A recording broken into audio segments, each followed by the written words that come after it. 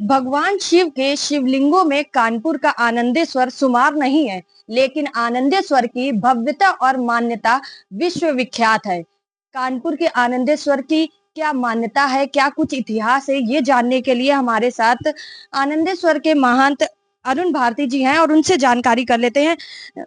भारती जी, ये बताइए, ये जो मंदिर है ये कितना पुराना और इसका क्या इतिहास रहा है? महादेव, देखिए ये जो मंदिर है ये महाभारत कालीन अंगराज कर्ण से जुड़ा हुआ इसका इतिहास है और कालांतर परिवर्तन होता रहता आ रहा है और श्रद्धालु भक्त देव वगैरह लोग मनुष्य लोग हम लोग सभी इस दर्शन को प्राप्त करते ही हमारा सौभाग्य है।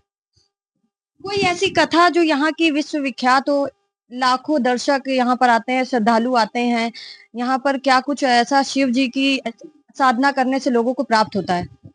उसकी कथा ऐसा है कि एक कामधेनु माता गाय के रूप में यहाँ आकर अपने जल को भूतल पर अपने आप से विसर्जित करती थी। उसके बाद बाबा आनंदेश्वर की जमीन की खुदाई करने के बाद बाबा आनंदेश्वर यहाँ पे स्वयंभू प्रकट रूप में दर्शन दिए और यहाँ पे दूध की सबसे बड़ी मान्यता है और जो भी व्यक्ति दूध चढ़ाता है उसकी मनोकामना यहाँ पे पूरी होती आ रही है।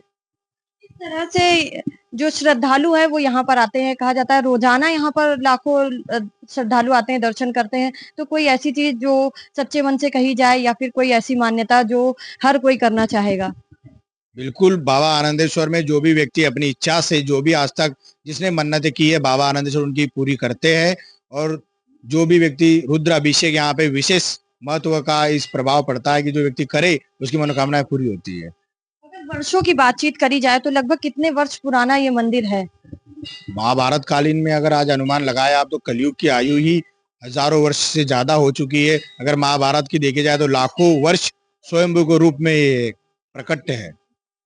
कथाओं कही जाती हैं, बहुत सी कथाएं हैं, लेकिन जब मंदिर स्थापित हुआ तो क्या कुछ कठिनाइयां आई होंगी?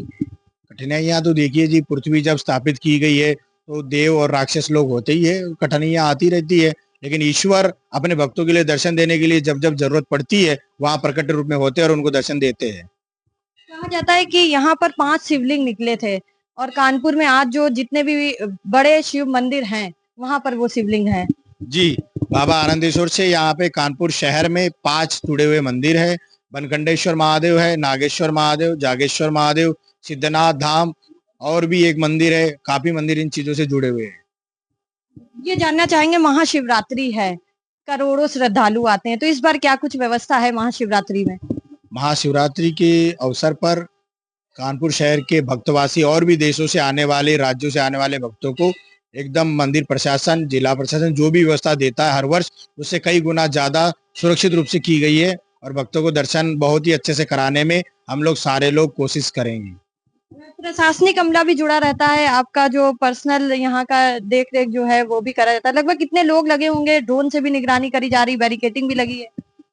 प्रशासन जो भी 400-500 पुलिस देती है, हमारे भी वॉलेंटियर्स होते हैं, मंदिर का स्टाफ होता है और आम भक्त लोग भी अपनी तरफ से मानव सेवा के रूप में हर भक्त को दर्शन कराने में पूरी सहयोगिता रखते हैं। इस बार मंदिर का शेड्यूल क्या कुछ होने वाला है महाशिवरात्रि में, जो दर्शन करने के लिए श्रद्धालु आए उनको कोई कठिनाई ना हो, इसको ध्यान में रखकर क्या कुछ व्यवस्थाएं करी गई हैं? देखिए 1-to-1 रास्ता बनाया गया है, एक तरफ से आने के लिए और एक तरफ जाने के लिए भक्तों को सुविधाजनक रास्ते यहाँ पे किए गए हैं। वन वे किया गया जो बहुत आवश्यकता थी और अभी बाबा आनंदेश्वर का यहाँ पे कॉरिडोर का भी निर्माण हो रहा है जो आने वाले समय में भक्तों के लिए बड़े सुगमता से दर्शन कराए जाएंगे।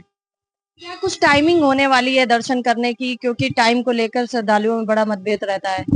महाशिवरात्रि के अवसर पर बाबा आनंदेश्वर की जो मंगला आरती होती है वो 25/26 के रात्रि में 12:30 से 1:50 के बाद भक्तों के लिए कपाट खोल दिए जाएंगे। उसके मध्याह्न भोग आरती दिन में 12:30 से 1:45 में होती है। संध्या की आरती 7:30 से लेकर 8:40 तक होती है। उसके बाद बाबा के आनंदेश्वर की शयन आरती रात्रि में 11:30 से 1:30 के बीच होती है। तो परमठ मंदिर पर महाशिवरात्रि को लेकर पूरी व्यवस्थाएं कर ली गई हैं।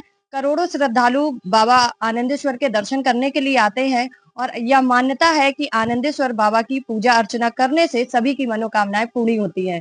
कानपुर से के न्यूज के लिए सारिका गुप्ता की रिपोर्ट।